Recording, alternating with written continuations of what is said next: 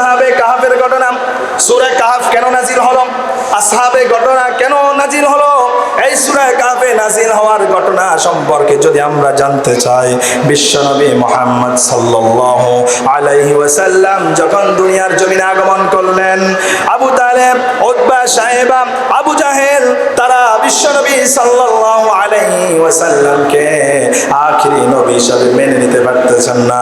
কারণ আপনার আমার নবী যখন দুনিয়াতে এসেছিল, আপনার আমার নবী যখন একত্ববাদ আল্লাহর দাওয়াত দেওয়া যখন শুরু করলেন, একটা একটা করে আস্তে আস্তে করে কাফেরদের সংখ্যা কমে যাচ্ছে, মুসলমানদের সংখ্যা বেড়ে যাচ্ছে। এজন্য কাফেররা কিছু চক্রান্ত করে দিল, কিছু ষড়যন্ত্র করে দিল, এবং কি তারা মদিনার যে ইহুদি আলেমরা আছেন, ওই আলেমদের কাছে তিনজন ব্যক্তিকে তারা ফাটিয়ে দিলেন। কয়জন ব্যক্তি? দুইজন ব্যক্তি। কয়জন ব্যক্তি? দুইজন ব্যক্তিকে তারা ফাটিয়ে দিলেন। ইবনে আব্বাস রাদিয়াল্লাহু তাআলা বললেন, কুরাইশ গোত্রের নেতারা বিশ্বনবী সাল্লাল্লাহু আলাইহি ওয়াসাল্লাম সম্পর্কে জানার জন্য দুইজন ব্যক্তি নাজার ইবনে হারিস ও উকবা ইবনে মুয়াইদকে মদিনার মধ্যে তারা ফাটিয়ে দিলেন, মদিনার ইহুদি আলেমদের কাছে পাঠিয়ে দিলেন। মক্কাবাসীর নেতারা বলল, তোমরা মদিনাবাসীর ইহুদি আলেমদের কাছে যাও, আর তাদের কাছে গিয়ে তোমরা মুহাম্মদ সাল্লাল্লাহু আলাইহি সাল্লামের সম্পর্কে জিজ্ঞাসা করবা, কারণ মদিনার আলেমরা ইহুদি আলেমদের কাছে পূর্বের কিতাবের কি ছিল, জ্ঞান ছিল, তারা জানবে এই মুহাম্মদ কি শ্রেষ্ঠ নবী নাকি মিথ্যা নবী। জোরে বলুন নাউজুবিল্লাহ। তারা এখন বিশ্বাস করে না, তারা এখনো কি করে না? বিশ্বাস করে না।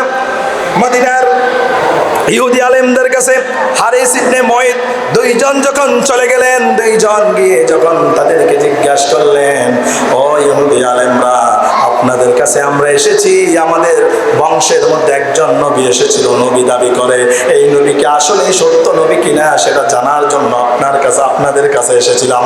ইহুদি আলেমরা, মদিনার ইহুদি আলেমরা বলল, তোমরা মুহাম্মদ সাল্লাল্লাহু আলাইহি ওয়াসাল্লামের কাছে তিনটা প্রশ্ন করবা। কয়টা প্রশ্ন? তিনটা প্রশ্ন করবা। কোশ্চেন নাম্বার 3, যদি তিনটা প্রশ্ন তোমরা করো, আর যদি তিনি সত্য নবী হয়ে থাকে, যদি তিনি আখিরি নবী হয়, শ্রেষ্ঠ নবী হয়, তাহলে তিনি এই তিনটা কোশ্চেনের, তিনটা প্রশ্নের অ্যান্সার দিতে পারবেন। যদি তিনি তিনটা প্রশ্নের অ্যান্সার দিতে পারে, তোমরা মনে করে নিবে তিনি সত্য নবী, তিনি শ্রেষ্ঠ নবী। জোরে বলুন ঠিক না ব্যাঠিক? আর যদি তিনটা প্রশ্নের অ্যান্সার দিতে না পারে, তাহলে তিনি সত্য নবী না, তিনি মিথ্যা নবী। এখন কি কি প্রশ্ন করবেন? প্রশ্নগুলো শিখাই দিলেন। 1 নাম্বার প্রশ্ন করবা, রূহ কোথায় থাকে? কোথায় রূহ? এই যে মানব দেহে যে রূহ আছে না, এই রূহ কোথায় থাকে? 1 নাম্বার প্রশ্ন। 2 নাম্বার প্রশ্ন হলো আসহাবে কাহাফের ঘটনা। কিসের ঘটনা? আসহাবে কাহাফের ঘটনা। 3 নাম্বার হলো এই আল্লাহর জমিনে, আল্লাহর পৃথিবীতে এমন একজন ব্যক্তি ছিল, এট এ টাইম, একই সময় গোটা বিশ্বের মধ্যে একজন নেতৃত্ব দিয়েছেন, একজন নেতা ছিলেন। কয়জন নেতা? একজন নেতা। পূর্ব থেকে পশ্চিম, উত্তর থেকে দক্ষিণ, গোটা পৃথিবীর মধ্যে একজন নেতা ছিলেন। ওই নেতার নাম কি? এই 3টা প্রশ্ন করবা। যদি এই 3টা প্রশ্নের অ্যান্সার দিতে পারে, সন্দেহ ছাড়া ওই নবীকে শ্রেষ্ঠ নবী, সত্য নবী হিসেবে তোমরা মেনে নিবা। আল্লাহু আকবার। হারিস ইবনে মুয়াইদ উভয়জন চলে আসলেন। যায়েদ ইবনে হারিস এবং মুয়াইদ উভয়জন কি করলেন? উভয়জন মদিনার ইহুদি আলেমদের থেকে এই প্রশ্নগুলো নিয়ে চলে আসলেন। এসে উতবা, সাইবা, আবু জাহেল তাদেরকে নিয়ে মুহাম্মদ সাল্লাল্লাহু আলাইহি ওয়াসাল্লামের কাছে যখন চলে গেলেন, যখন তাদেরকে গিয়ে জিজ্ঞাসা করলেন, মুহাম্মদ সাল্লাল্লাহু আলাইহি ওয়াসাল্লামের কাছে প্রশ্ন করলেন, ওয়ালাকিন রাসূলুল্লাহি ওয়া খাতামান নাবিয়্যিন। আওয়াজ করবেন আল্লাহু আকবার। মুহাম্মদ সাল্লাল্লাহু আলাইহি ওয়াসাল্লাম is the messenger of Allah and the last of the prophets. আওয়াজ করবেন আল্লাহু আকবার। তিনি শ্রেষ্ঠ নবী, তিনি আখিরি নবী, তিনি সত্য নবী। আওয়াজ করে বলুন ঠিক না ব্যাঠিক?